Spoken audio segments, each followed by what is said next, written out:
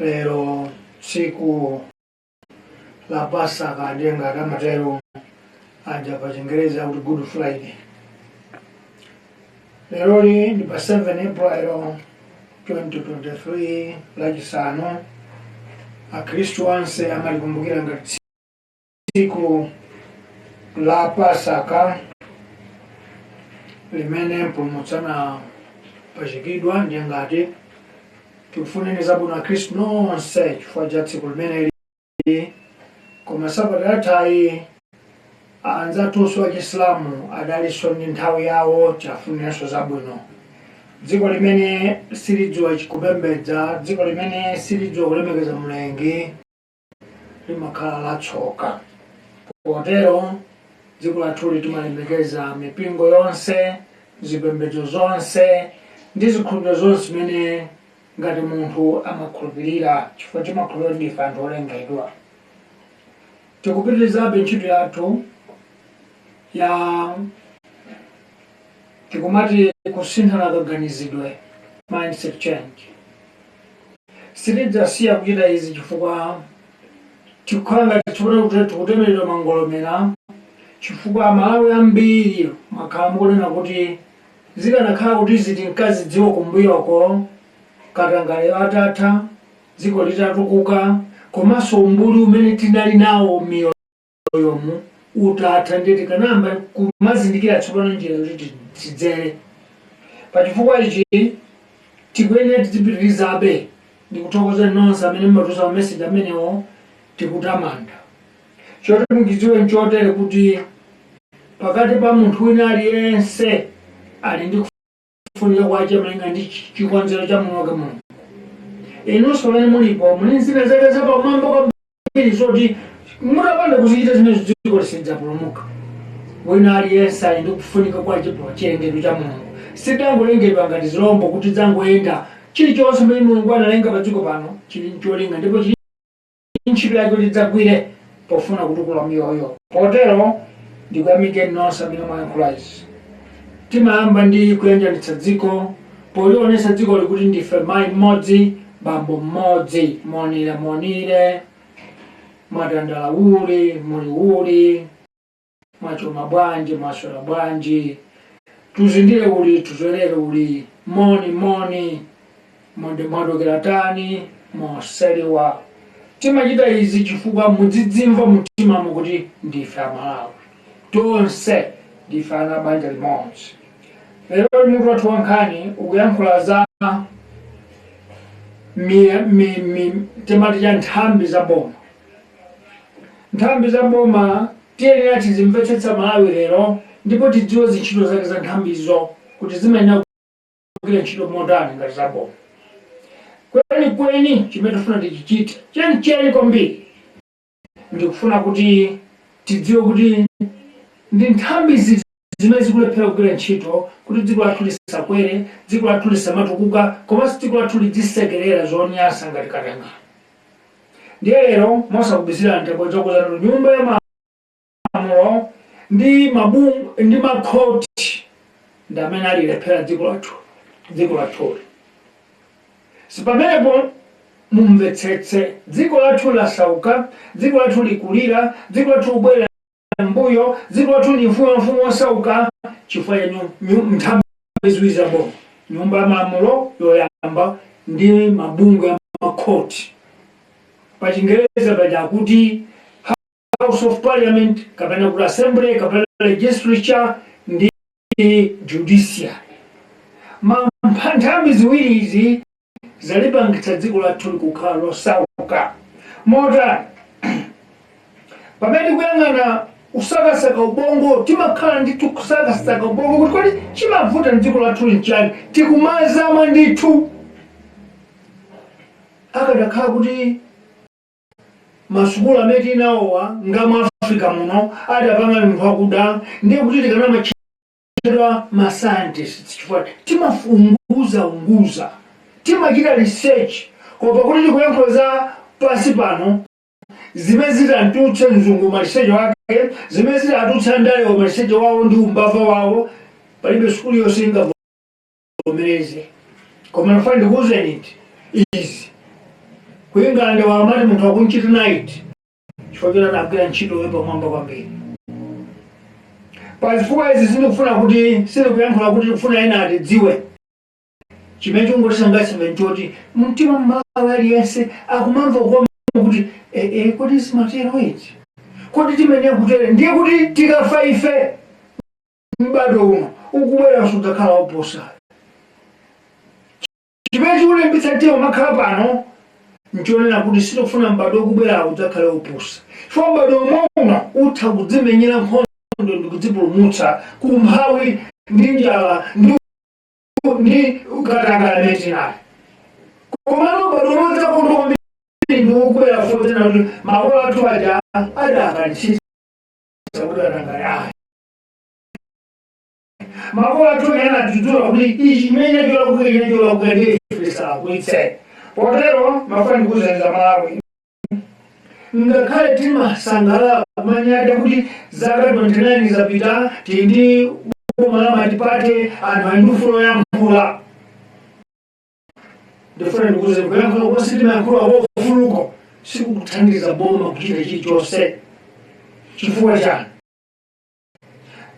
boma lindi nthambi zitatu nthambi yoyamba ndi jamati kulikulu kumene kumakhala president ndi nduna zace ndipo oyankhulawo mawana kuti ikhala yapa yokha ndi nthambi yapa yokha yodziyang'anira zawo okha independent executive yambazo nyumba yamunanso ndi nthambi ya boma koma yoyima pa yokha soweza kuti malamulo popanga komanso polongosola za dziko amachita maufulu awo popanda opsezero ndiyo nthambi ya makhoti nthambi imeneyonso ikuti izigwiritsa ntchito malamulo akukhotiko mosamuopa wakuboma kwa president ndi cabinet mosamuopa phungu ku parliament azichita zawo kumene kuja malamulo akutero koma ndikakuwuzeni kuti kuyambira pamene chipani chimodzi kudzafika matipati pa nyumba nthambi zitatu izi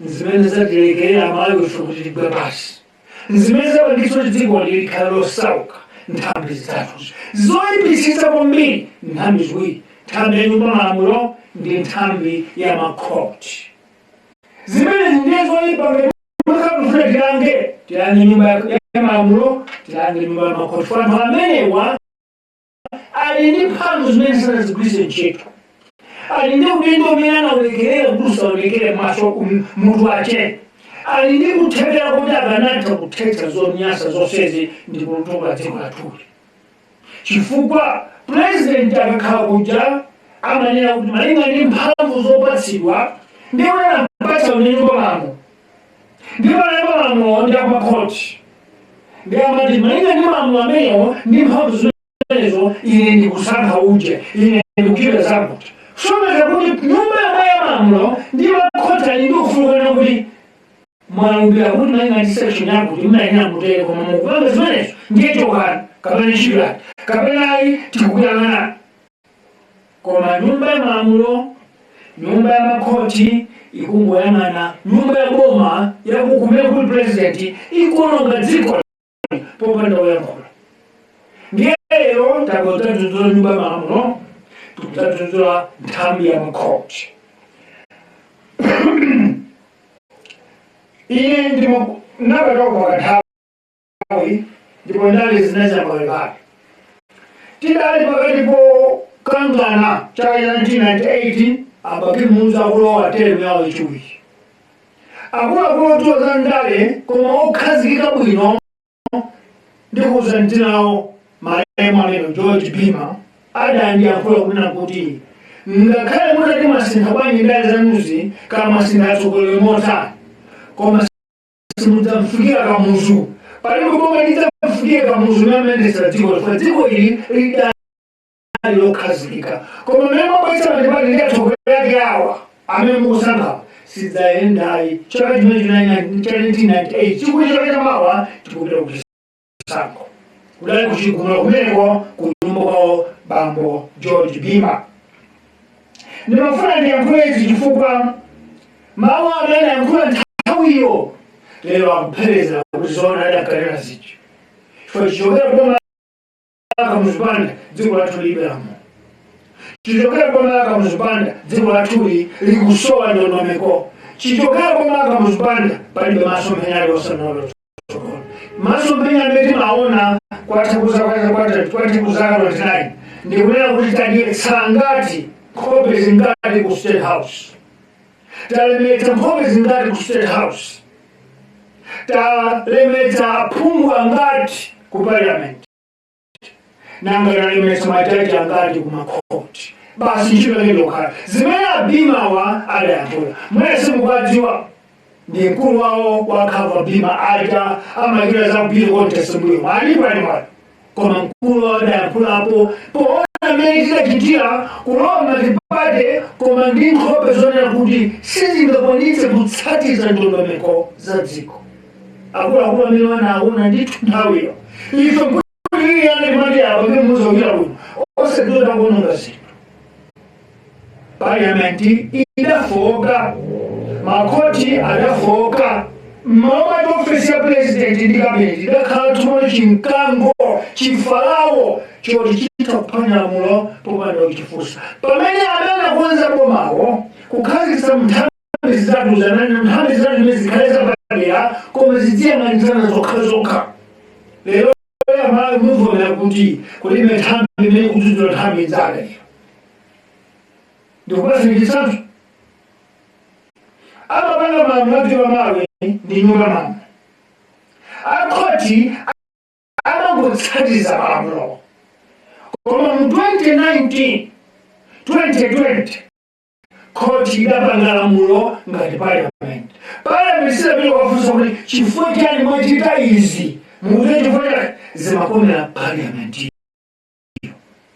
potani tidakalenda kuti chikoti chisankho chabedwa ngati mukumbukira chisankho chabedwa ndiye kufunira amakoti mutunguzire amakoti mwayankhana kuti zona chisankho chabedwa ndiye tikani alana kuti ayi chokha odenda okhamedenda kuti okhawo ndamene tidakabwereza chisankho enawa chisankho chawo chimwe mphikawo waphika election mundu umodzi wamkulu waliopangisa chisankho chene ndi chenyansa mmodzi koma akuliza maphungu zaika kuno koma za president zokasizanaenda ndiyeso mumasina mwepo Parliament yakachete osafusa koti omwenenda kucheta kuno tiye tibileso kuchisankho masiku 90 mmenemo nyumba yamalamulo yakhakale yatachaka president inayo uya wachipani chokuwa uja amene wambire mulamulo pachisankho uja tina amene uja mmene kwa chisankho chachiwiri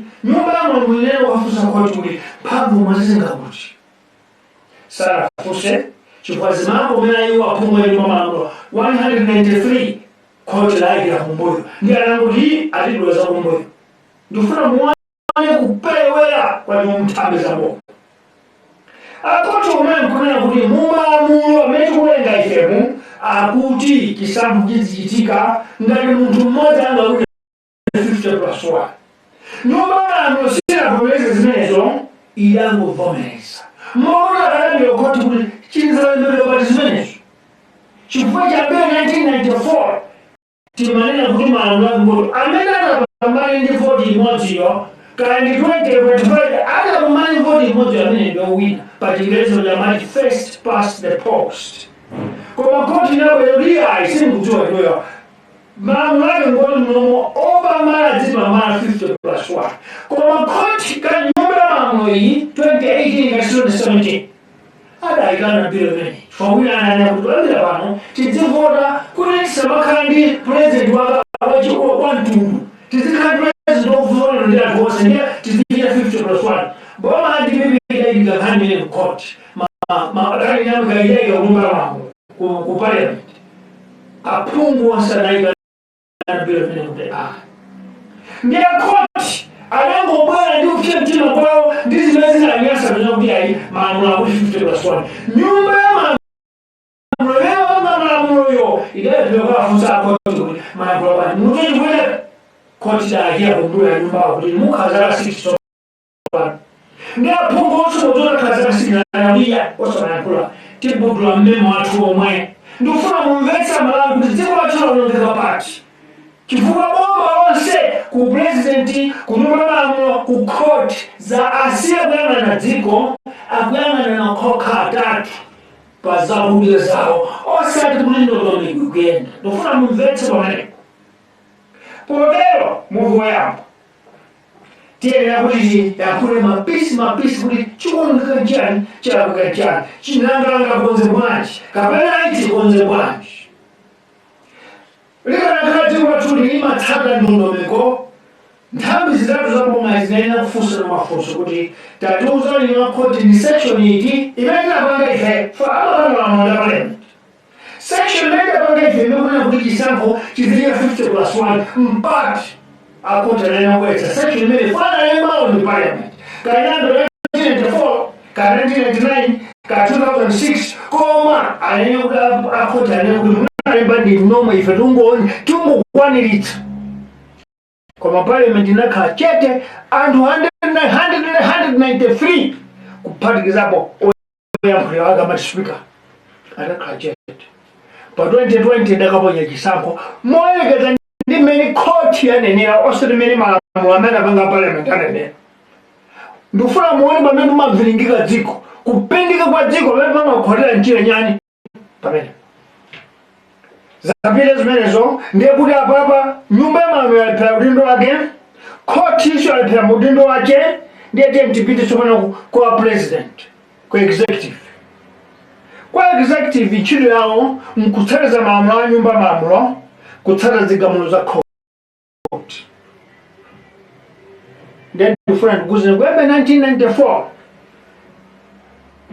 nthambi imene yaononga dziko likwambiri ni nthambi ya kwa president ku state house ku executive chifukwa katangale kwambira kumeneko okhuzira katangale makhala nduna president kumeneko ndi amene akuyambitsa katangale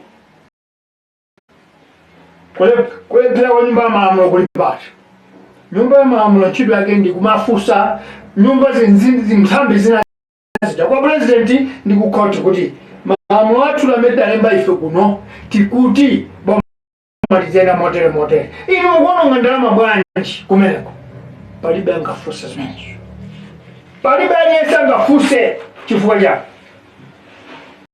dziko lathu linaonongeka makonzedwe a boma kuyambira 1994 silidasintha chilichonse tidasintha nkhope kuchotsa kamuzipanda kuyika bageni mulusi kuchotsa alusi timangati phungu kutakhazikitsa Nicholas Kachingwe ngati phungu mumve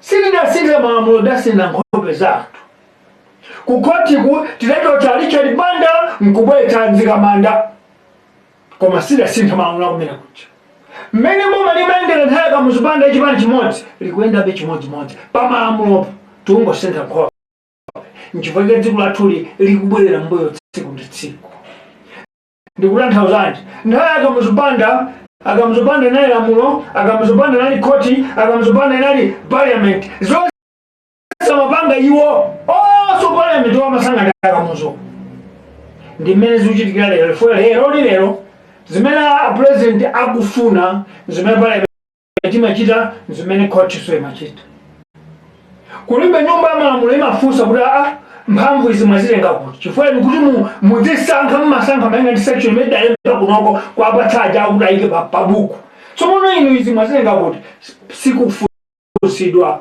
ndekola bageni mulusi kola Bingwa Mutharika kola Joyce Banda kola Peter Mutharika lero kula chakwera kulibe mwanyu nthambi zitatuzo amafunsa nthambi ina kuti apazatane ndikupatsa zitsanzo Muvi Wachilungamo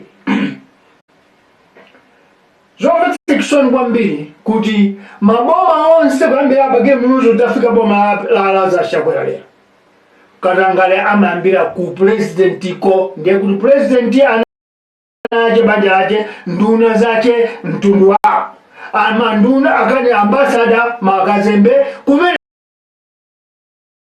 ndi executive ya mwene kumene kwa kupikidwa katangale kumene kukuonongekera kumene kubwirira ndalama za Malawi palibe tsiku limene nyumba ya malamulo ida kufunsa president ndi nduna zawo kuti ndalama izi munapatsidwa zoti zichite chonchi koma mwachita zimenezo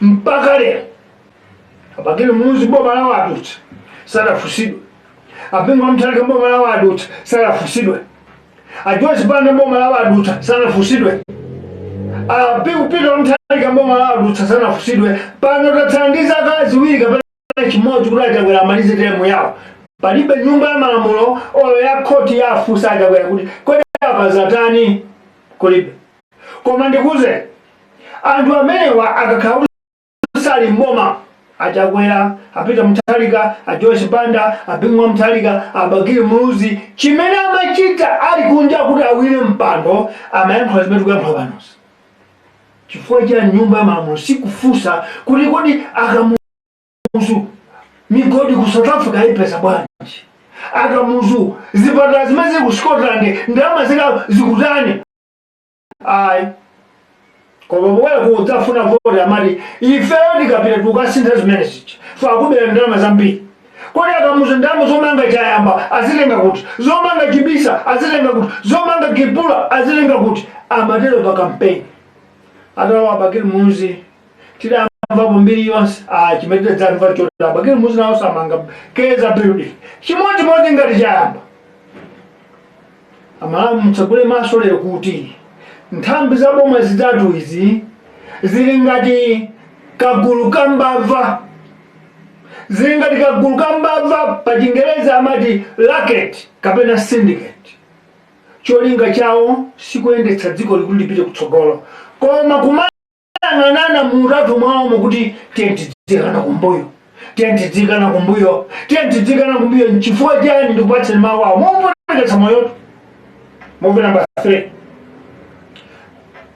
Ntwente ifea muvifu kuti tebulo ibadwe idabadwe facha mmene boma lama Josh Banda linanongera kashigeti kubwera kwa boma lapita mtalika mmene nawo samangeza amanongera ndalama ndi milandu ya boma la akulu awo imene kuda sowa 577 billion 62 billion ya binguo izituluka zimene zija ife tidabadwa kuti ya tisamkhala chete ndiye dali maenga cholinga cha maenga kudali kuti tifunsane munjira ina titenga mphamvu za parliament titenga mphamvu za koti tifunsa kuti kodi mbani Mungu lekelera zinthu izi ndipo achakwera ndachi manaima mukudziwa nonse kuti mwezi wa August 2019 ngati 2018 kudamveka mbiri kuti mboma lapita mtalika maembasa onse amene akuimira dziko akazembe Malawi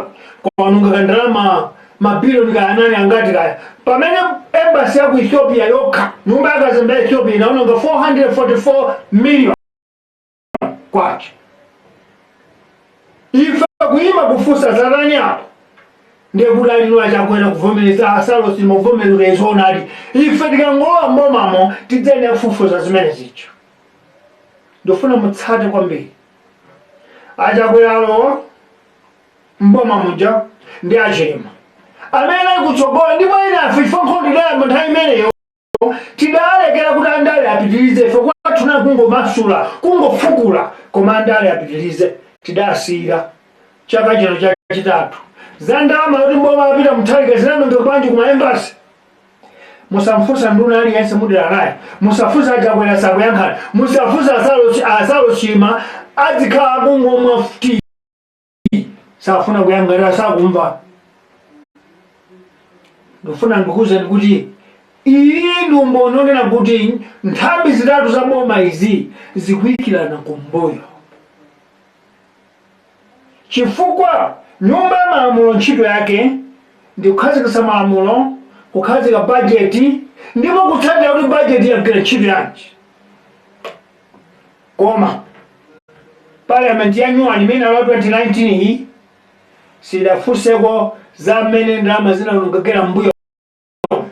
5 billion ya pita mthangi ya cement, 444 million imene anongeza ku embassy, ndi mabilioni ena amene anongeza mu embassy ena sidafuseko komwe mapereka budget.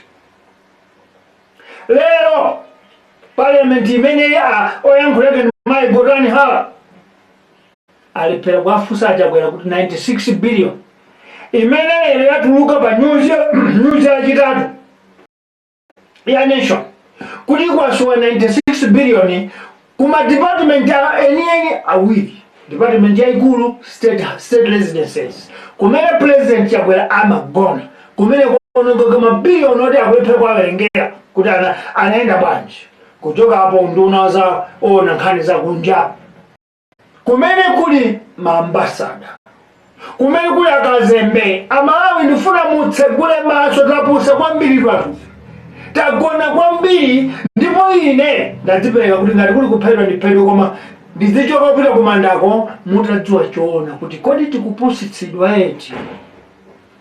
Lero lichikunena pano kukutuka nkhani imeneyi, Parliament yatulutsa budget, yavomereza budget ya 3.09 trillion. Ndipo pa budget pamenepo State House kumene kule state residence kule president ndi kunduna ona nkhani za kunja kwaperekedwa ndalamaso zochuluka. Ndiye ndinakuuzani pajambi paja kuti pamene amakonza boma amati nthambi za boma zitatuzi iliyonse mayima pa yokha. Soma zate ili mphamvu kumfusa wina, ili mphamvu kufusa nthambi inayo, koma ndingakuuzeni kuti achita chete. Lero apanga pasi 3.09 trillion kwacha ngati budget ya 2023 kupita 2024. Koma lero mene kutuka nkhani ya 96 billion mwaphungu 193 kuphatikiza oyankhulirapo speaker wa nyumba malamulo onse alipe makontiso kuja amene asoma mabuku mavolume amalamulo amene anapanga komo angukhala chete. Mukudziwa chifukwa chake Chief Justice ugo amasankhani president ku executive, speaker wa nyumba malamulo amasankhana okhaokha mkatimo okhaokha ndi ambiri ata mmene munga chipani chimene ya president akuchokera pamene pokatangale waungana sangati. Movie number 4.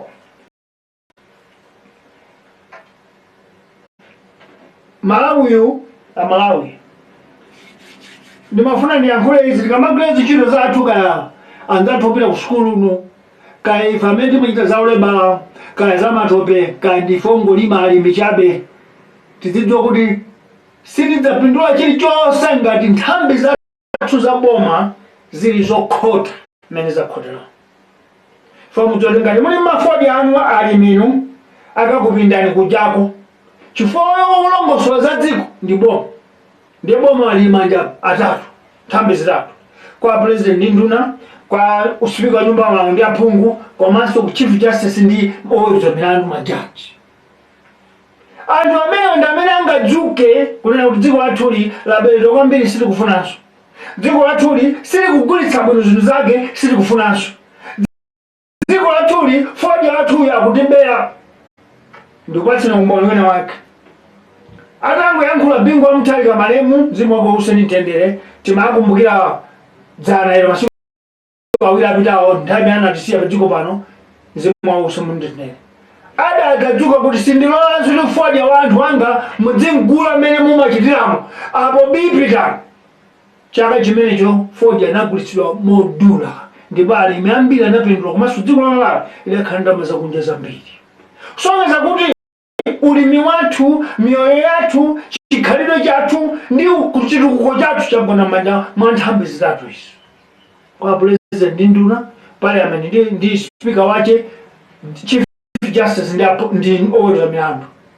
Anthu amene akangolekerera dziko lagwa. Tingalime fodya motani, tingalime mchamba mtundu wanji, tingakumbe migodi motani, ngati mitu itatu isi kukira ntchito moyang'ana dzikoli tafa ifenso si dziko. Lero ndinu mboni amalawi tikuwerenga zaka 29 chibwerere matipati chifukwa dzanalo abagire mulozi ndaita kufo jehana natuza kuti tikusauka dziko muno ifo tikuendetsa chipani chimodzi. Ndifuna mumvetse mmene dziko la Malawi silikukwera chifukwa chipani nchimodzi tikumvera nzeru za munthu mmodzi. Tiye tibwetse madebati kuti nzeru zikhale zosiyanasiyana. Koma ndikakuza kuti chaka 29 zapita chasina ni nkhope kutoka mzopanda bwana nkhope ya mruzi, kutoka mruzi bwana nkhope ya bingu, kutoka bingu bwana nkhope ya Josepano, kutoka Josepano bwana nkhope ya Peter Mutharika. Lero ku nkhope ya chakwe 2025 tiyo nkhope inaso.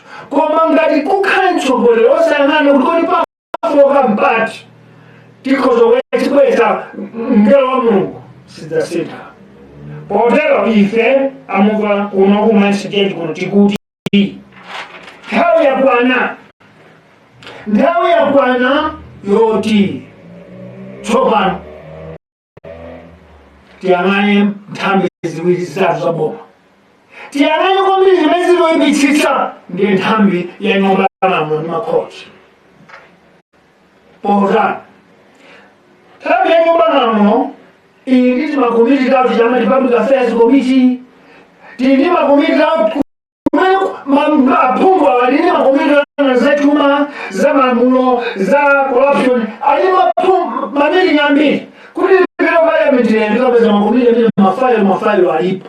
Ndipo kuli zimangizo koma fosololi nchifukwa chali zimangizo zonse zimaperezera. Ndikati zimangizo ndikuti chiweruzo nyumba komiti imene imanena kupera recommendation ku Parliament kuti ndimeza bilioni ndalama izi awasabatizo ndalama zina kufikira atafotokoza pana mangi. Koma zikapita mumba kumene amamasuwa ako kumene kuli wamkulu wajenga speaker aloyankhulira amakazikhalira mukuti chifukwa chachi speaker ndi president ndi chief justice ndi anthu amodzi onse umbava akuba mchifukwa dziko lathuli lili chikhalire. Ndipo Malawi ngati situko lino silipira pathuko tisina mapresident 100 tisina zibani 100 koma dziko lidzakhala chimodzimodzi. Chifukwa chani mchitidwe wa nthambi zitatu sudasinthe. Ndiye ife mwina nkutaka chisankho chawo silingawine chisankho chifukwa ndifosawo chilibe ndalama. Leloli mchitidwe umene kuchitika pano umaendera msonkho wa Malawi kumbera Malawi ampusitsa Malawi. Ndiyeza khanga chikhalidwe amala nazolowera pano pambiri tonse tikumbeza ma-t-shirt ikangofika 2024 kama ndika 2025 tivala salu za makalazi pano zimene tulike zimenezo koma nsewu kwathuku chipatala kwathuku magalimoto kwathuku chuma chimene chikudulachi sisintha. Malawi aliyese alijefusa zimenezo. Ndiye potero nthawi yamalisanane makakazi pani chifukwa nsalu zimenezi ndalama za msonkho wathu. Ife Malawi sifuna ndalama za msonkho wathu ikagula ma-t-shirt achipani cha Congress Party, achipani cha UTM, achipani cha DPP, achipani cha UTF, achipani cha Muvi Wachilungamo. Iye atufuna Malawi ndalama yathu izikatilimira nsewu kwathuko kuti kumene kuchako tizithamanga mabusiness athu tizitakata nsewobwe. Potero tikwenya kuyang'ananso kuti nyumba izizo za malamulo, nyumba ya makhoti, nyumba ya president zikuyendetsa bwanji dzikoli. Ngati alephera kumafunsana okhaokha ndi Malawi zituke kuti ayi tsopano sibomaso iti malephera. Chifukwa chani ananena kuti nyumba ya Parliament izakhala kuti inapalokha idzachita zake palokha. Kunyumba kwa president nduna zawo adzakhaso kuti inapalokha adzachita zawo.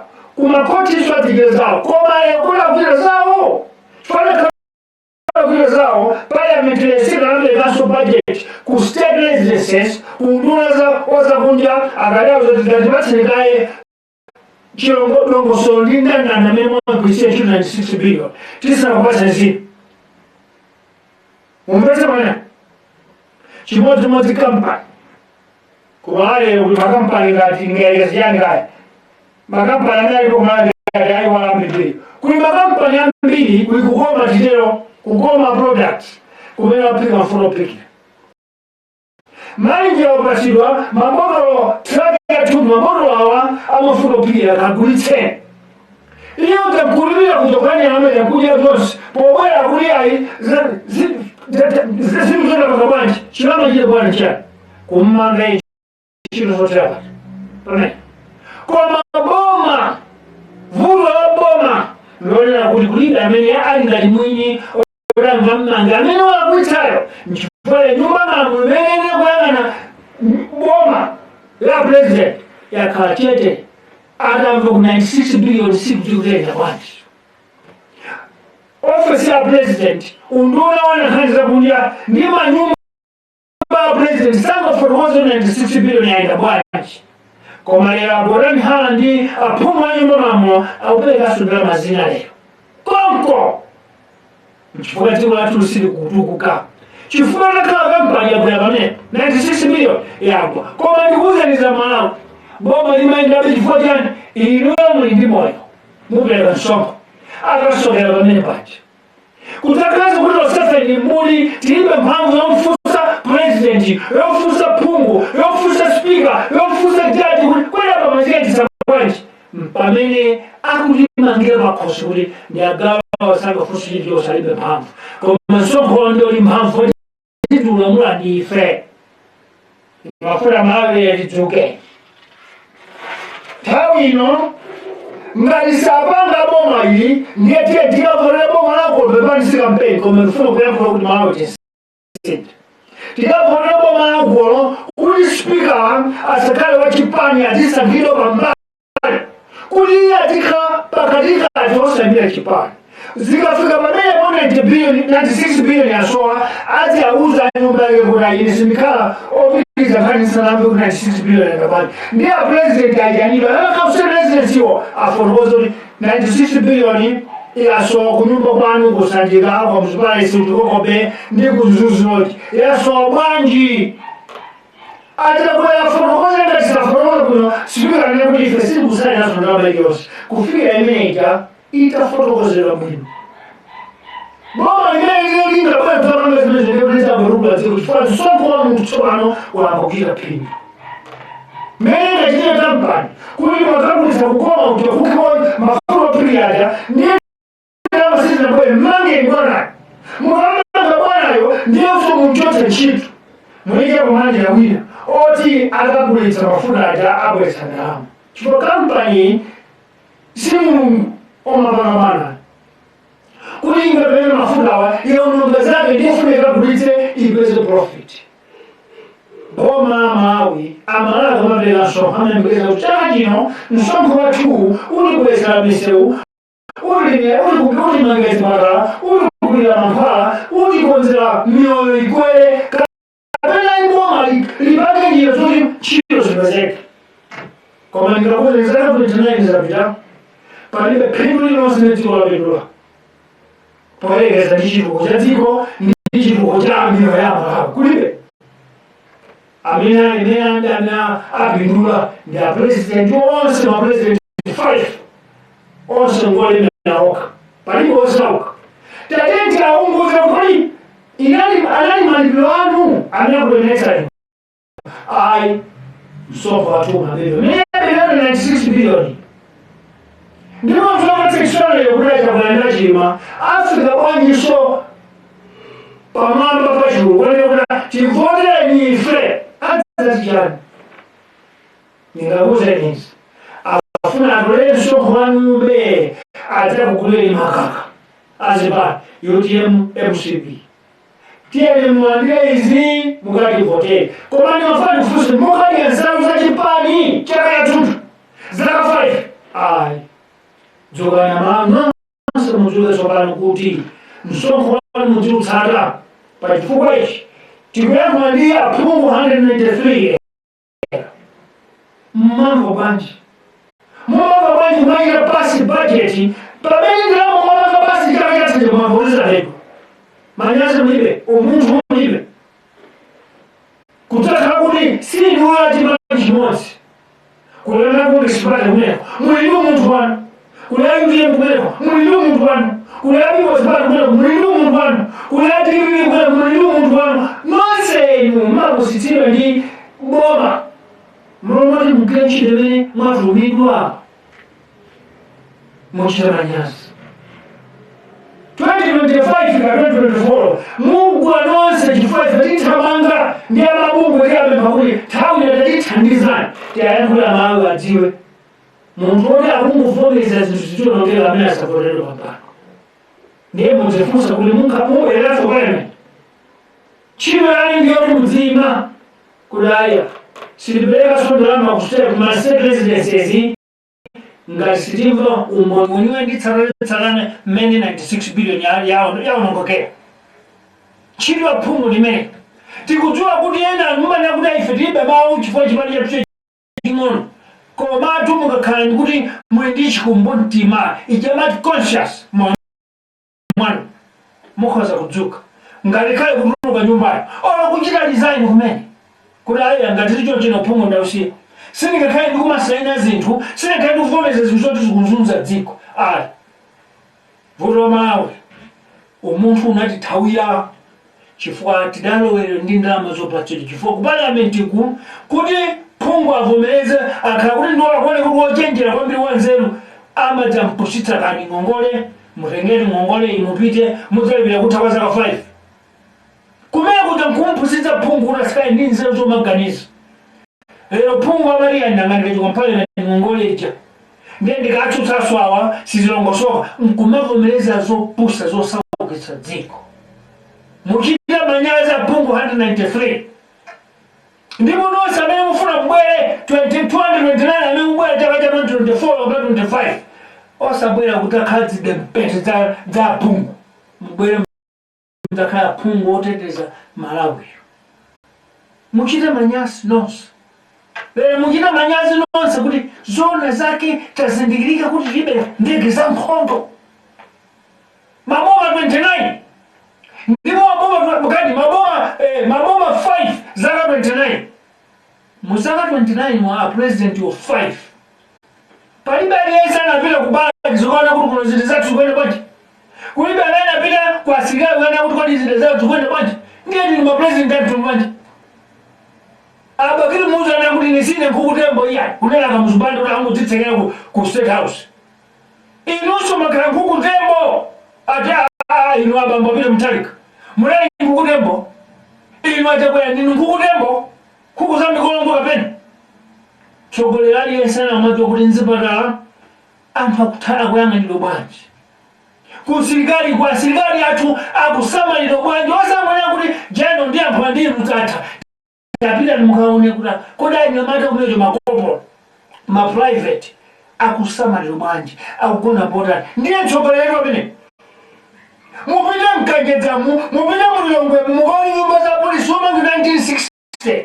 1970 kumanda mukona mzimayi ndi mamuna ake mawa avale uniform kuli wa polisi munasiya zonsezo chifukwa nthambi zitatu za bomas munapangana zokuba lero mpolisi amene akupereka chitetezoyo pogona pache pamakhala kutitse chisowa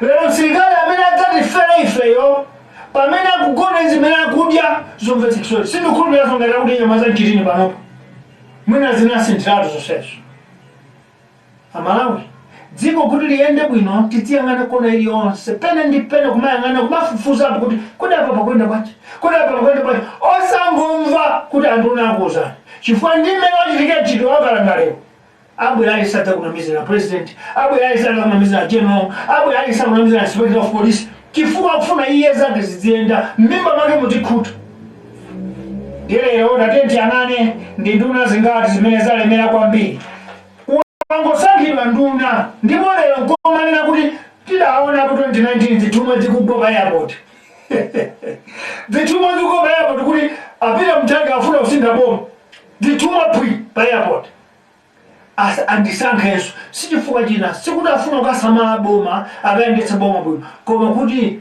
kuli chuma kuli njuchi msonkho wa Malawi nthawi yakwana tsopano chaka chinocho 2023 ino mmapeto kuyambira pana wapera kutsogoti ndidziya ngasita msonkho wa Malawi kuyenda bwanji nduna ikulembera bwanji mosadzika bwino atsatidwe ndiye ndikudziwa kuti atimanga kale mmasamba Amalawi anatitsekera zintchito anatitsekera mwayi ndalama sizibwera zambiri amene amakapanda amakhala ndalama ndiwo andali twatibera misongo yathu kuti tona azitifinya nayo lero kuti tikhale tipume timakhulupirira wandala atigaire kuti tidye tikukhulupirira wandala atigaire koma ngofuna ndikuze ndalama wako tungopushiswa pang'ono fa nsonko umene ndalama ene ndala yakutilipirayo akutigula nayo ndi athutu achakwera libe ndalama zolanga lipire munthu asalo chima libe ndalama zolanga mpate munthu koma amatilengera misongo yathu yomweyi nkuichulutsa apa nthumba nkumagawa tamva lero audio kutuluka apo yona kuti ku State House anaitaniza amachalichi ndiye kumakhala mainvolved ndiye ulikanyamata mekena kumeneko kameka kumapatsira mainvolved kaumambo asolola mautegula kusolola kuika papali tegula kusolola kuika papali anti wajabokale kuti inakumasanzika mainvolved ali awo 200 yetu wina ali amu 70 yetu mali hai inimwanga muli 5 haya ndiye president angatero palibukelo uchitika zimene zachakwera muzidziwe osaika nyamata oti adzingo ku nyambitani taika na nyamata kuti boma anu kuyende bwino chifukwa chikona mbiri anu kipa somphano onse mungachite mwapatsa ndalama zachani mukapatsa msomphano ndalama zachani mwaitana kuti muzakaza dziko sikuti mukapatsa ndalama mwalipusitsa dziko li mwaliwononga dziko li mwaliputula dziko li potera ife tikuti kumaliza kwache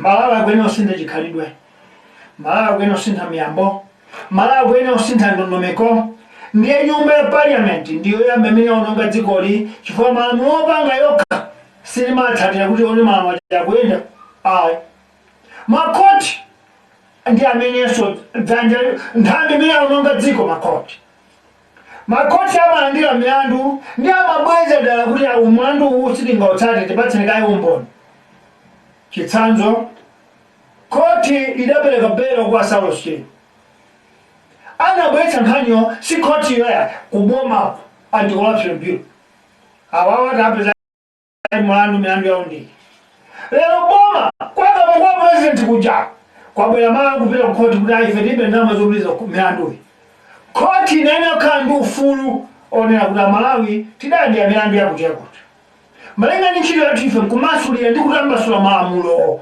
koma nthambi ya boma nko apresident ndi nduna zawo kuti ndalama kulibe koma ife tili mlandu wa Saulos Chilima wa Steve Kayuni ndi anthu 84 ife sitingalole kuti nkhani ingozizira chopatsa chisoni akakhala kuti ndi nthambi zitatu izi okhudzula mmene nkhani yawo imangofera bomba tifunso kuti ndi Sanders Juma anamba chinangwa kukhombweko zaka zapita ndiye doketi yake ili kukhoti ngakhale atakhala kuti wapita amene ambera munda mwakero kupita kwene kuti ayi basa andibweza chinangwa changa kapenda khuluka khoti makana kulosateka ngati zalawo muno milandu mpakati kala mkhoti timmange Sanders Juma mufuna mutsake pamene tindi mlandu omwana amene angwira ndi chango seli chache Musa ali kuti anthu tayenda pansewu kuti akhuluke makoti anthu sanamve Parliament yakhudzidwapo ayi apresident ku executive akhudzidwapo ayi muzochifuna ndikapamba khapa utsi akadakhala phungu akadakhala nduna vice president kapena president kapena judge kumene kuti akanena kuti ayi ndalama tilibe nkhani imeneyo tingoyitha kuyipa kwake kwa zonsezi nthambi zitatu izi zaononga dziko nchifukwa sili kutukuka chifukwa zawo zofuna kuyang'ana kumang'ana za m'mimba mwawo akazi awo zibwenzi zawo ndi ana awo m'masukulu apamwamba chitsanzo chomaliza makoti kubwala kumene kuyanzika manda kwamveka mbiri kuti majaji awiri atatu akhala kulipidwa ana awo sukulu ndi zinthu satatu koti lopalokha silinganene kuti judiciary yo dzina lathu laipa ife onse ovala masambafi dzina lathu laipa tatenti tifufuze ndani amene amachita zimenezo koti nkudzaima monga nthambi yoyinapayoka kuti kunoko kuno kunali anakafumbwe ajaji auje ndi amene utachotsa mayina awo ndi awo kunali a Chief Justice Nyirenda atuluka kwa bweranzika manda atulukanso nkhani akhalira apyatira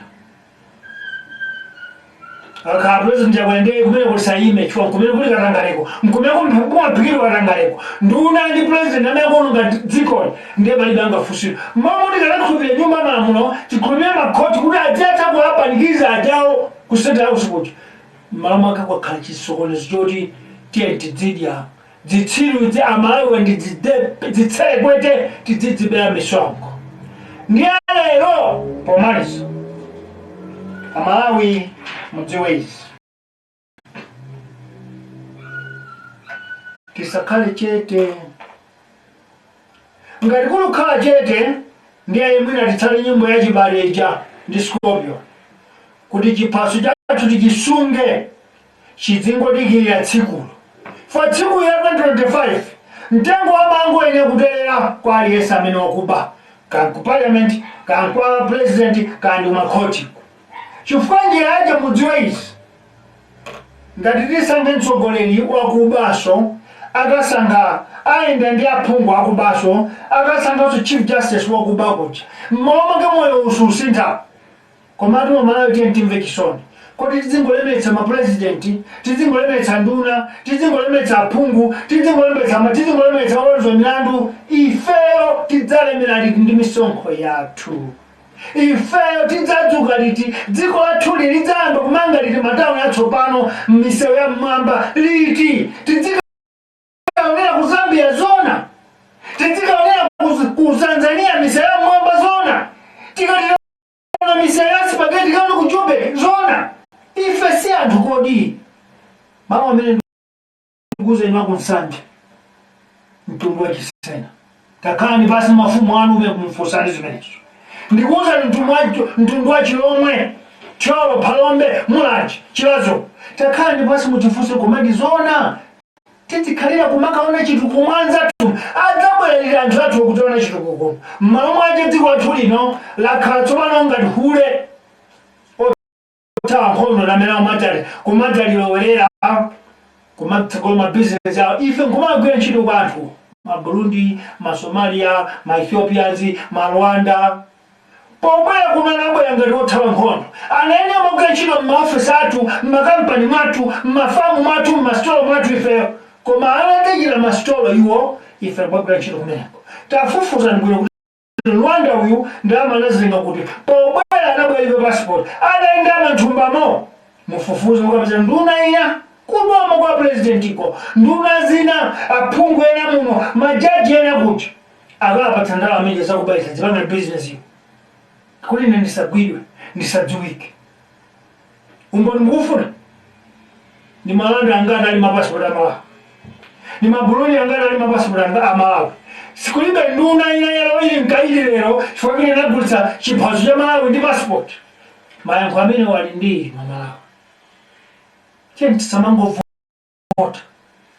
tisamango vote chifukwa kuwalengedwa kuti vote tidzivota pa chifukwa dziko lokitisa manyazi ngakhale tikuimale kuyankhula lero la Pasaka lachisanu labwino koma tidziwe kuti alipo ena osati chifukwa cha namondo iwe koma nkhakonakhala namondo kulibe lero alibe chakudya lero ena amakatenga chimanga choti sichinakhwima nkukhwima kumene koma kungotenga chilimani na mtibule kali mmodzi kuyamba kusinja ndipo tisomvula yatuluka kulibe kumangoyanika nyumba kuti adye dziko lizikhalira kulira kwa njala kuyambira 1964 mpaka 2023 tiye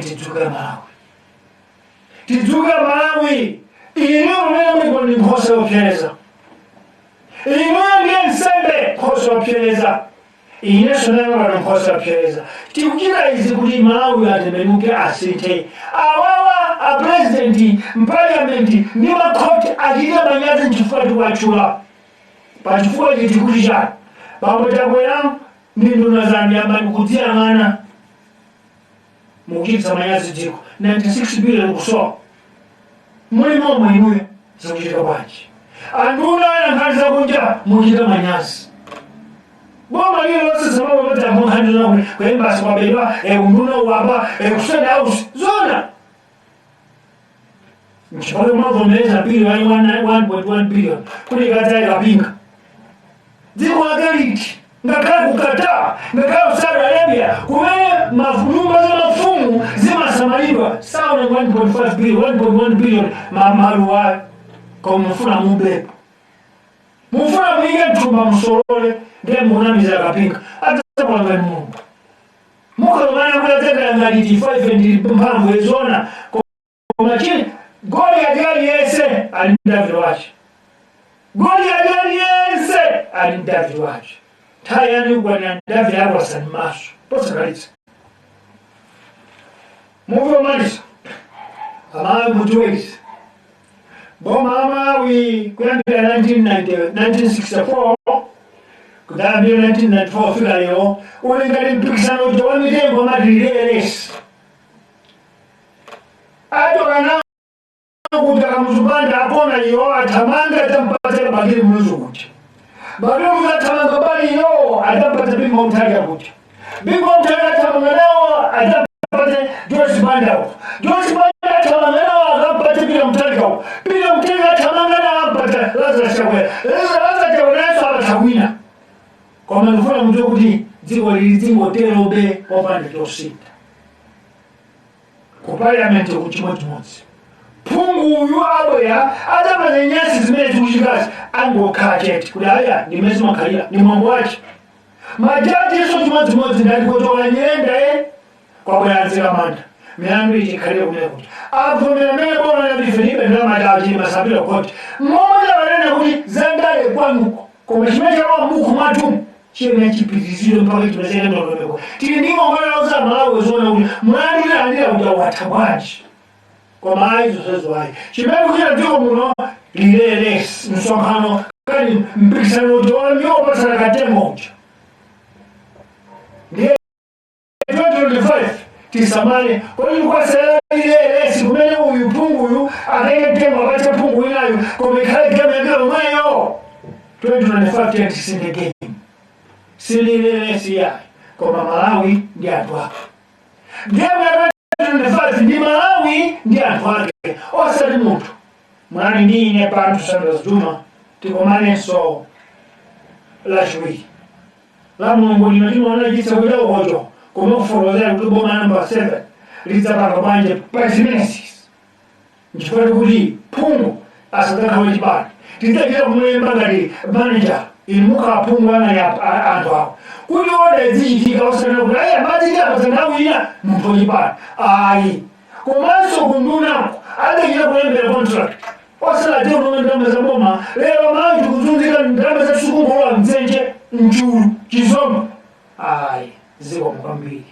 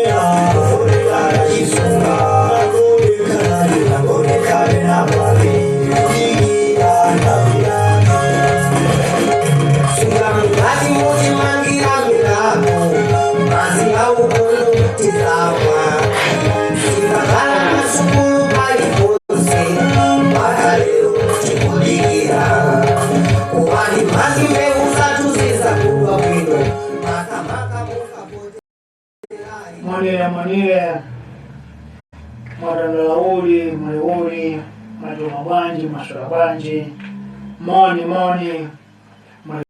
bwanji tusindile uli tuzoele uli mandolera gani moselewa. Greetings in our 29th district to all Malawians in the diaspora. Today we've come with a Good Friday episode of Mindset Change under Muvi Wachilungamo, where we continue to try our best, do what we can, everything that we were given by God to make sure that we help or contribute towards mindset change in this country. Fellow citizens, today, the 7th April 2023, our topic is House of Assembly and the Judiciary are arms that have failed Malawi. Parliament or House of Assembly and the Judiciary, these are two arms that have failed in this country. Why? Because in every government there are three arms. There is executive, there is Parliament, and there is Judiciary. There is executive comprising President and Cabinet. There is a legislature, which is the House of Assembly, comprising Speaker of Parliament and 193 members. There is a Judiciary, which is led by Chief Justice and all judges and magistrates. Now, why are we only singling out two arms of government? Parliament and the Judiciary have made this country fail and has let our country down. And when you say they have let our country down, I mean you, Malawians. Parliament of Malawi, the Judiciary of Malawi have let Malawians down, have let the country down. This is why we are poor until now. Let us start. Fellow citizens, as we focus more on changing the brains of citizens, today we want to be specific and name individuals and organizations as well as arms of government that have contributed to the fall of our country. Instead of Malawians rejoicing and praising the birth and renaissance of multi-party democracy 29 years ago, the country is regretting and crying for time wasting and lost opportunity. Malawians, those who were born in the 1930s and 1950s have witnessed two systems of government, the one-party state and multi-party state. Today, they are all proving us, the generation of today, wrong. Those who were born in the 1930s, 40s, 50s, some 60s, they have made a difference between one-party state and multi-party democracy. They have compared, they have made a comparison, and they have proved us wrong. Why? I remember in 1998, my elder politician, Mr. George B. Mallet, may he so rest in peace, in Chigunga, then he said and told me, multi-party and democracy works well with incredible patriots. Mr. George Bima told me in 1998, that was when we were about to elect for a second term to our democratic president Bagirnos. He said, and that time he was working with Liver Brothers, he said, Bantu, you can promise anything, you can tell me about anything, but as long as multi-party democracy is not led by incredible people, then it's a waste of time. Camus was better. I didn't believe him, because I know the effects of one-party state. I know the badness and the awkwardness of one-party state. But he said, you don't know more. You prove me later. Today, it's like a prophecy now. Mr. Bima said he has reservations with the captains and stakeholders that were championing democracy and multi-party dispensation. Today, 25 years later, after 1998, his words have turned to be a prophecy that has come to pass. If you don't have incredible people, whatever system you develop, whatever system you impose will be useless, because you lack incredible people. What are incredible people? Patriots when it comes to governance. Move number one. As we say, today is the day we are going to start breaking into pieces the elements that have made multi-party democracy look useless and helpless. It is none other than state arms. State arms have made democracy and multi-party dispensation useless and worthless. Helpless even. A government of unitary system, whether multi-party or one-party state, have three arms of government. Namely, the executive, 1, legislature, 2, and judiciary. 3 arms.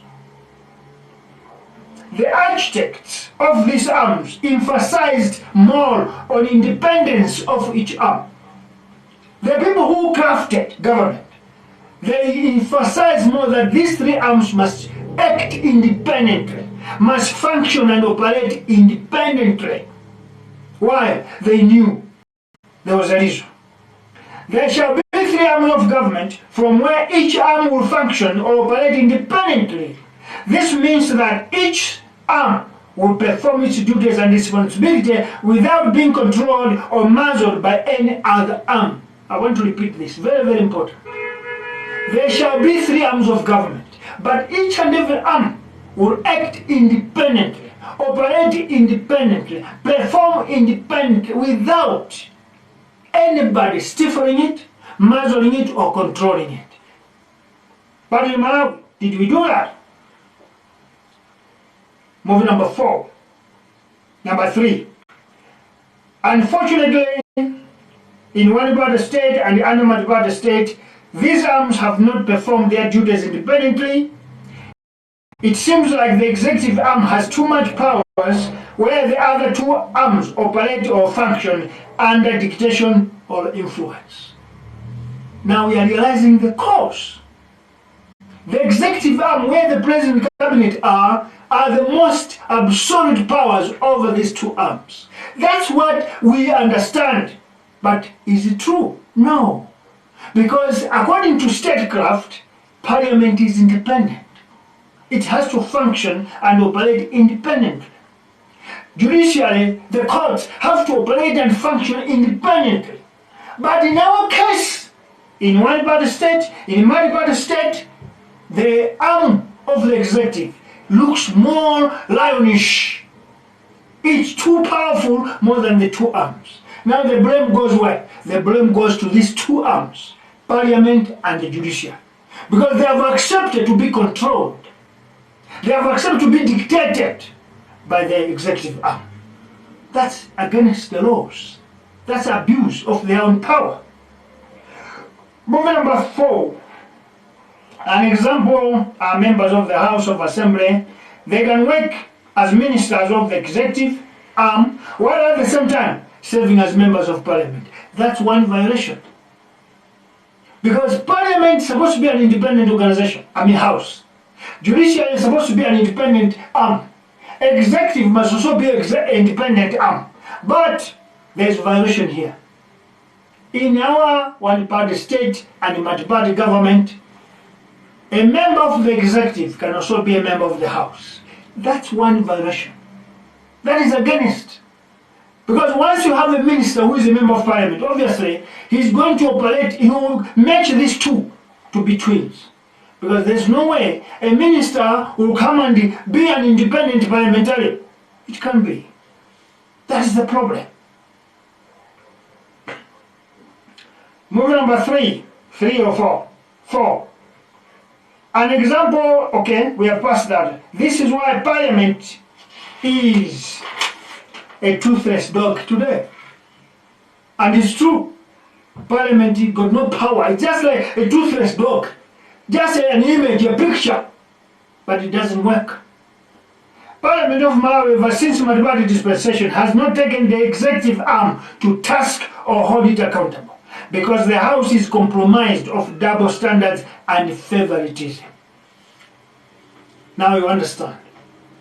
Parliament is not independent. It works in cahoots with the executive arm. Why? Because members of the executive are members of the Parliament. Meaning, the House cannot take the executive arm to task, because by doing so, it will be bidding itself as members of the House are also members of the executive.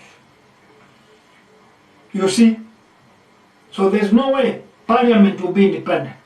Because any task that they take against the executive arm, they are punishing their own people. That's why they watch. That's why they look aside. Or maybe just join the team. This is what we call a conflict of interest. No one under each and every government that served for the past 29 years have messed up all MDAs without the House taking any measure. MDAs, that's ministries, departments and agencies. They have all been corrupt, but the Parliament has never questioned any of the department. Nothing. No minister was questioned by Parliament. No minister, no department was questioned by the government. By Parliament. No agency of government was questioned by Parliament. We have had so many caucuses, groups such as Public Affairs Committee in Finance, Public Affairs Committee in Judiciary, Public Affairs Committee in Corruption, that have probably many misappropriations of taxpayers' money, but not see their conclusive end.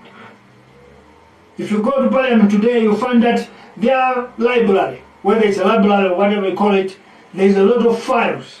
For 29 years, 5 governments, all those were probes to check the misappropriations of taxes of Malawians. But you never hear that this file ended up putting somebody in jail. No, because Parliament don't have power or don't know its mandate. MDAs, ministries, departments and agencies, including the presidency, have embezzled taxpayers' money, but Parliament has failed to bring the culprits to book. Ever since 1964, ever since democracy, Parliament has never brought any of this into justice. The preamble that states what the government of 3 arms entail has not been upheld or followed in Malawi, because the preamble says 3 arms of government will act and function independently. But Parliament is not independent at all. That is exactly even the judiciary is not independent. This is why Malawi is a failed state. That is why Malawi is failing to develop. That is why Malawi is failing to move a step forward. Under UDF, DPP, People's Party, DPP again, and today Tonsi Alliance, Parliament has shown its complete failure to do its work and satisfy constituents and the country. You believe me, 193 members of the House have never done anything tangible in their constituents, to their constituents, or to the country. Nothing. What they do to cover us, to smear, or to blind us, to buy us coffins, provide transport where there is a funeral, but development, nothing.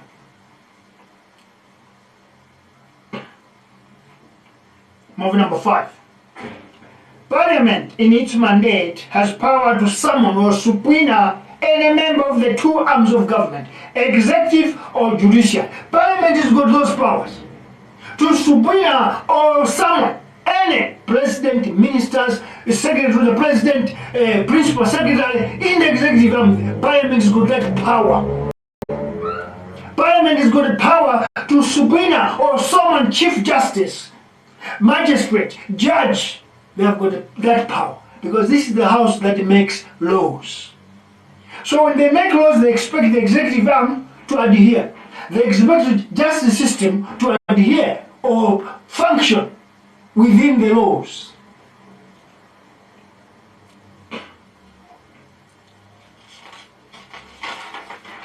Unfortunately, members of Parliament or the entire House of Assembly is incapacitated to do what is supposed to be done.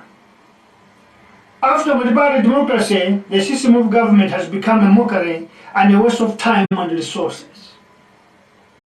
Why do I say this? Obviously, for 29 years under democracy, taxpayers' money have not worked for the betterment of lives, for the development of the country, but it has worked for the betterment of members of Parliament.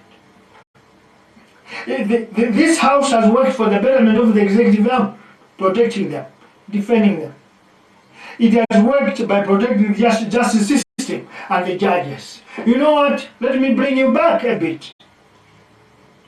In our history, from 1994, Parliament made laws. The laws that they made in 1994 was, whoever participates or contests presidential election, a party or a candidate must win with 1 vote. There was no 50+1. Parliament made the law which had a acronym. First past the post. You win with one vote. That was Parliament rules. But let's look at what 2019. 2019 court overpowered Parliament. Because if you remember and if you follow politics, towards 2018 or 2017, Parliament under DPP convened that they should amend the laws. We should get out from first past the post into 50+1, if you remember. And the Parliament quashed this motion because DPP was afraid. DPP is the one that crushed this motion, that it shouldn't be debated and must not be passed. We should remain with first past the post. I want you to understand this. If our country's rules or laws were 50+1, why did Parliament set this motion in 2017 to 2018? Why? Because we don't have those laws. But courts, the judiciary, overpowered Parliament by saying, no, according to the laws, the way we translate them, it says the winner must have 50+1. That was judicial coup. That was judicial coup. Justice system was overtaking somebody's powers.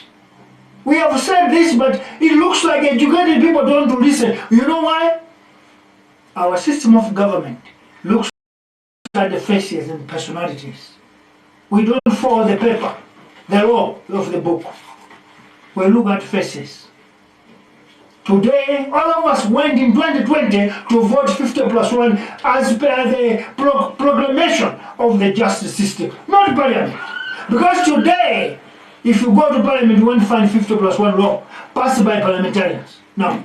You will find maybe a memorandum from the courts that justice system says everyone who wins election must win 50+1. We are not saying that it is a bad law, because we are the people that advocated for it in 2017. Maybe from 2014, we've been advocating it in Mayenga.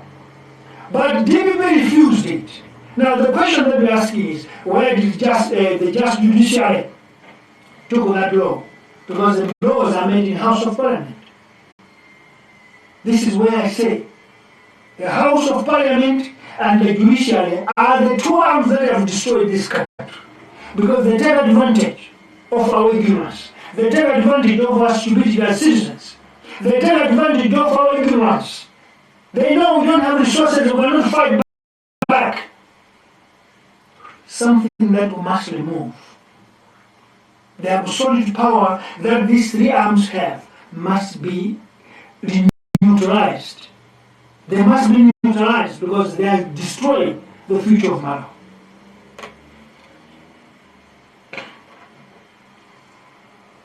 After Mali's democracy, the system of government has become a mockery and a waste of time and resources. All arms of government have not served the interests of the people, neither did they save in the interest of the country, but served individual and personal interest. Now you must see. The judiciary in 2019 had a personal grudge against William Tellico, a personal grudge against DPP, so they had to impose, because they looked at the individual, but they did not look at the interests of the country. I'm not saying it was bad, but if you look at justice, it wasn't, because in the laws of Malawi, those laws are not existing. Move number 6. Democracy and multi-party system were born because we wanted to do away with the system of unilateral decisions and individual policies. That is why we wanted to depart, leave the one-party state and go into multi-party democracy, so that many ideas should form a government. As a country, we were first of the rule of law and true independence of the arms of government. The other reason that made us to go and vote for multi-party is because we wanted collective decision-making, and we must move away from unilateral decisions whereby Santiago must be a deciding house. The president should be the one who should decide for us, but it must be Parliament, judiciary, and executive. You know the mistake we made?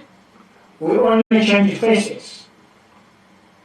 It has turned out that during my one-party state, it was one person or 5 beneficiaries without being grilled or questions. The decisions were of the president, life president, whoever were close to him. Those were the people that ruled the country on their own personal interests, not for the country. So we wanted to get out of that and go to multiple ideas, whereby many people have to contribute. That's why I wanted multi-party democracy. But you know what? Under multi-party state, it is now a cartel or a syndicate. We were trying to run away from the group of 5. Kamzubanda, John Tembo, Katamira. We were running away from that system. We wanted to get a collective group of people, multi-party. But you know what? The people that brought multi-party created a cartel, a syndicate, similar to the one that we ran away from. Moving number 7. It is now organized crime where all arms work in cahoots or use each other as conduits of corruption, as conduits of crime.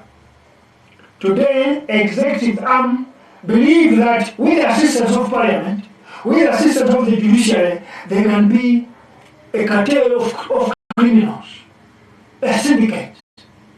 Because no arm is working independently now. It's a cahoots now, it's a syndicate. Movie number 7. It's the same movie. Almost all MDAs have been practicing corruption, but Parliament that has powers to impeach or recall the president has failed to show its teeth and bite. What we hear are caucuses and briefings of the culprits. We see parliamentarians in public accounts committees, briefings, spitting fire. This one, who is that minister? Suleiman. Spitting fire in the public affairs, private meetings. Spitting fire. We want Helen Burma to come here. We want Colin Zambo to come here. Spitting fire, but it will end there in that bedroom. Nothing will come out. Why? It's a conduit. Cheating us. Because the executive, the House of Assembly, and the Judiciary, they are working as a team. No arm is independent. Moving number 8. In each and every administration, as from the time of my party democracy, 29 years ago, ministers, ministries, departments, and agencies of state have embezzled and misappropriated government funds and taxpayers' money, but no one has been apprehended. We have the executive arm independently, House of Parliament independently, the Judiciary independently. But all these realms have watched ministries, departments, agencies of state salivating, eating our taxes without anybody questioned. When the police or ACB arrest anyone, the court will release them on bail, and the case is closed. The police from the arm of executive will arrest the culprit. They'll go to the judiciary. The judiciary will arrest them today, tomorrow they release them. And after that, executive gives an order to judiciary, close that case, and the court close the case. Yet, in the statecraft, it is said each and every arm will work independently. Now you should know that these 3 arms have joined hands. They are now in cahoots as conduits of crime. Let us do case study of the government of DBB that lost election in 2020. ESCOM, MACRA, MPC, MERA, NOCMA, GENCO, water boards. These institutions were used as cooking oil and tomato to cook DBB activities, which is a crime. And this is the reason why they lost government. Because Malawians will open our eyes to see that DBB was using our state institutions for their own interests. I want to tell you today, President Jaguar and South they are now clocking 3 years.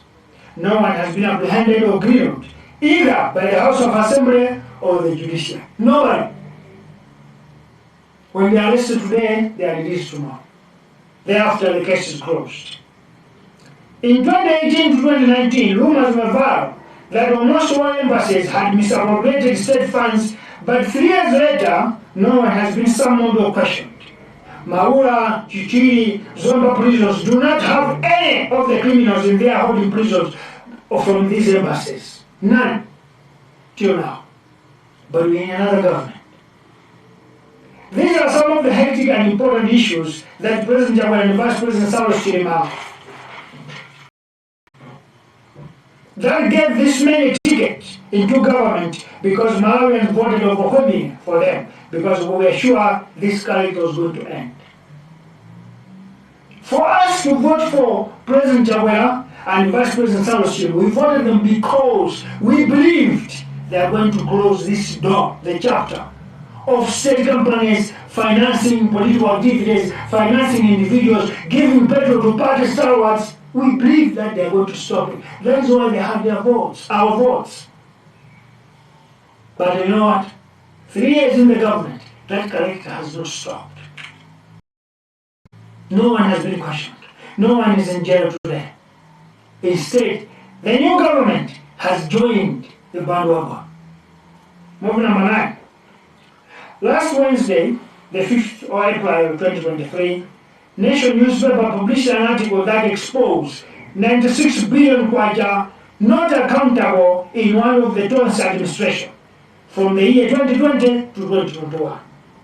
The year they entered into the government, 96 billion got disappeared. And that is not counting 6 billion of COVID, 23 billion of COVID, 50 billion of trees, 65 billion of State House Gate, Crossroads Gate, not adding that, only in state residences and the Ministry of Foreign Affairs, 96 billion got lost. Worse and painful of it all is that the departments that are involved in this missing of 96 billion, it's the State House and the Ministry of Foreign Affairs, key institutions. State House is where the president stays. Minister of Foreign Affairs is the eyes of the president and the country. 96 billion gone.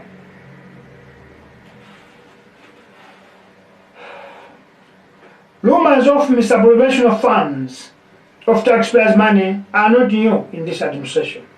Ever since it came to power, it has been corruption, corruption, corruption, and corruption in all MDAs. Ministries, departments, and agencies. In a democratic and democratic dispensation state, there is a need, or it is clear that state must be an institution of accountability and transparency. That's why there are 3 arms of government, to independently cross-examine each other. Having observed the executive arm abusing its office by misappropriating taxes of citizens, House of Assembly, the Judiciary found themselves wanting and incapacitated because they were supposed to question Grillo State House, Grillo Minister of Foreign Affairs, Grillo the executive arm. Where is 96 billion? How did you misappropriate it? And 3-4 people must go to jail. But Parliament is mute. Parliament is meek, Parliament is silent, Judiciary is just quiet there, receiving money. What are they doing? Nothing.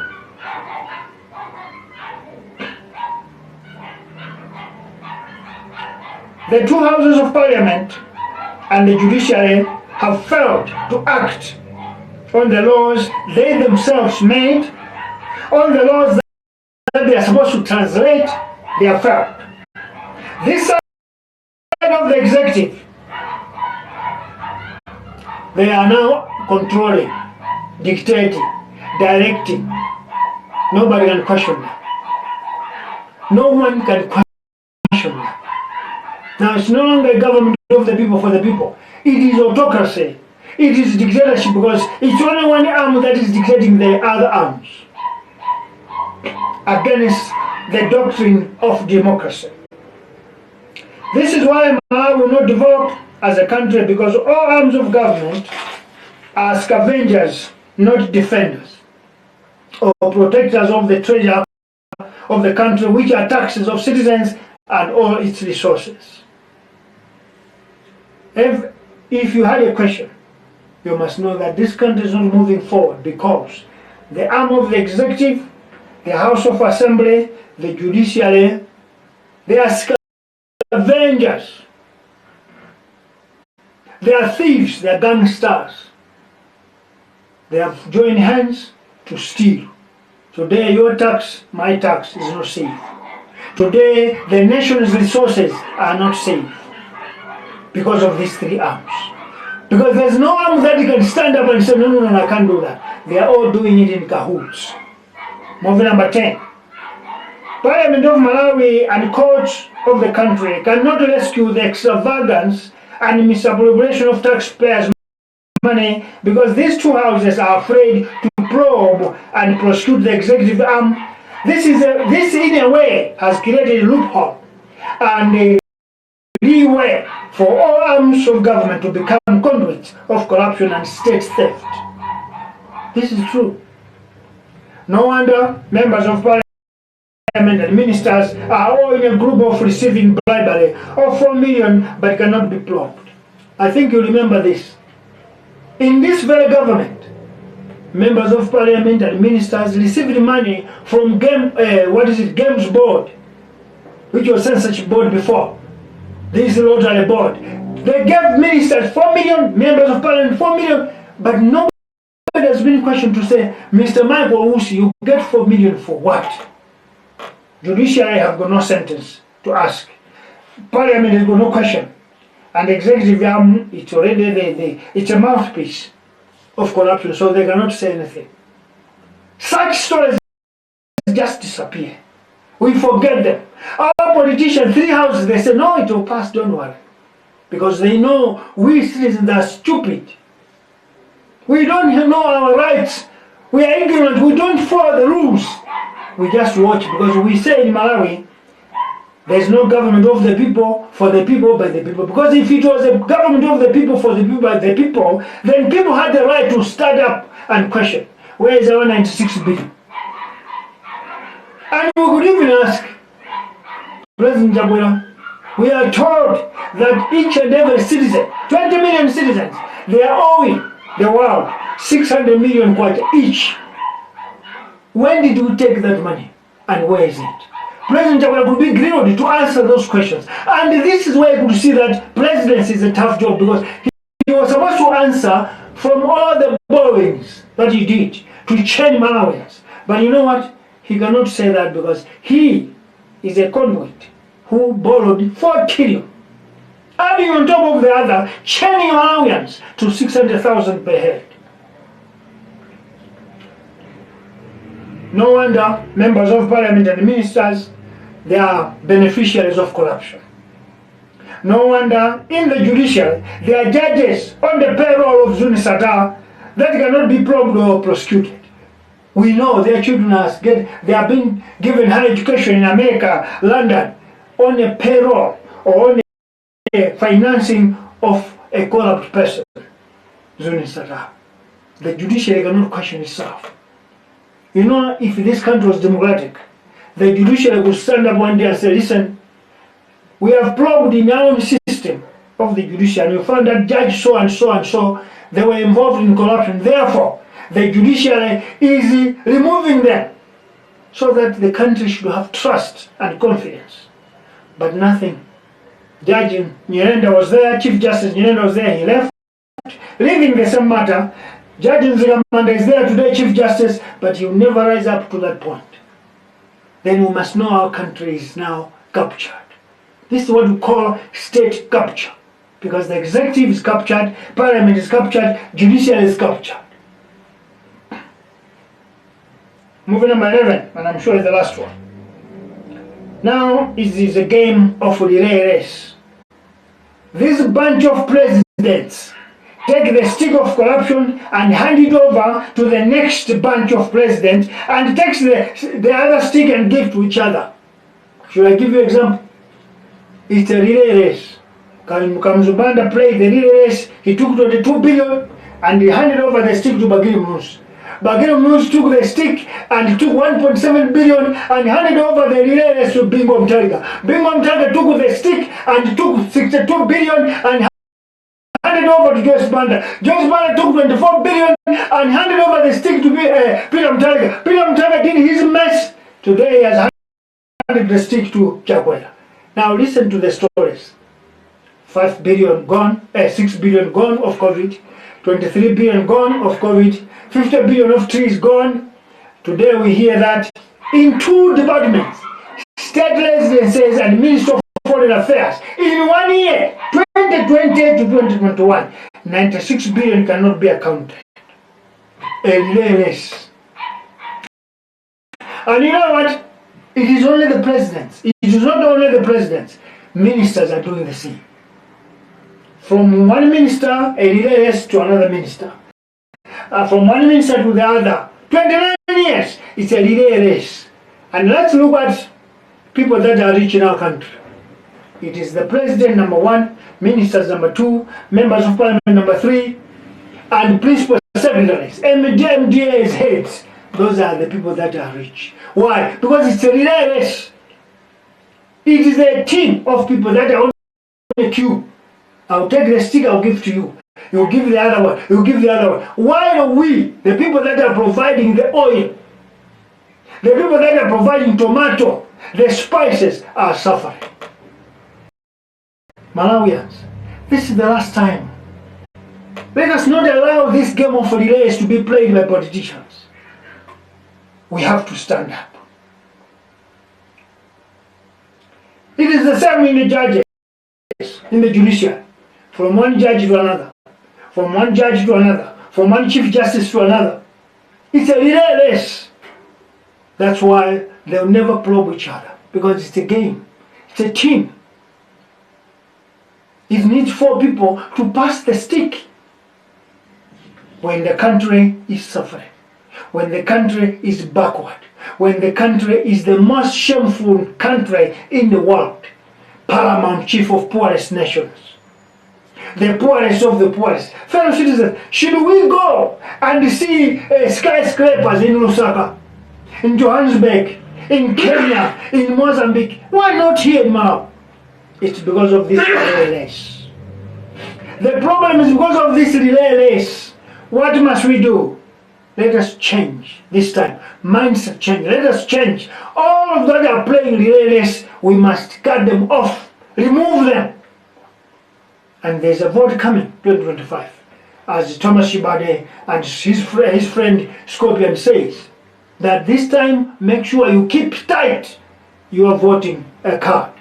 Keep it tight, because that's your freedom. That's your liberation. Come 2025, don't vote for people in the relay race. Let's look at the executive too much. Because if you put the right person, he's going to appoint the right person in the judiciary. If you put the right person, he will make sure his followers, members of parliament, will do as he wishes. Therefore, your tax is safe. Your tax will be safe. The journey to develop this country will start. The journey to develop human beings will start. But if we let these guys continue this syndicate, we must know that we are going to watch a relay race for ages, 100 years, 200 years. This is not the time to change faces. This is the time to change policies. This is not the time to change faces at State House. This is not the time to change faces at Parliament. This is not the time to change faces at Judiciary. It's time to change the system. Time to change the policy. Time to change the operational, what they call it, operational what? Modus operandi or what? That's the time that we need to change. System, operations, ways, and means. If we don't do that, we must forget. But I want to tell you, whether you are in America, but you're Malawian. Whether you're in London, but you're Malawian. Whether you're in South Africa, you're Malawian. Whether you're in China, you're Malawian. Whether you're in Oman, Turkey, Kuwait, Zambia, Lusaka, Zimbabwe, Swaziland, Namibia, Botswana, remember, you're a Malawian. And in one way or another, you'll have to come back home. One way or another, you will come back home. Whether you are married there or not, but one day you have to come home. And you need to come to a country that is developed, with spaghetti streets, with highways, with freeways. We were not created to be poor, but we have let the syndicate, we have left the mafias, we have left the guys of relays to play the game in our eyes.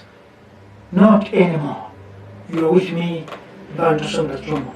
Have a great day. Let's meet again on Sunday, on the next door in the 7th Republic, or Tuesday again on this table. Thank you very much.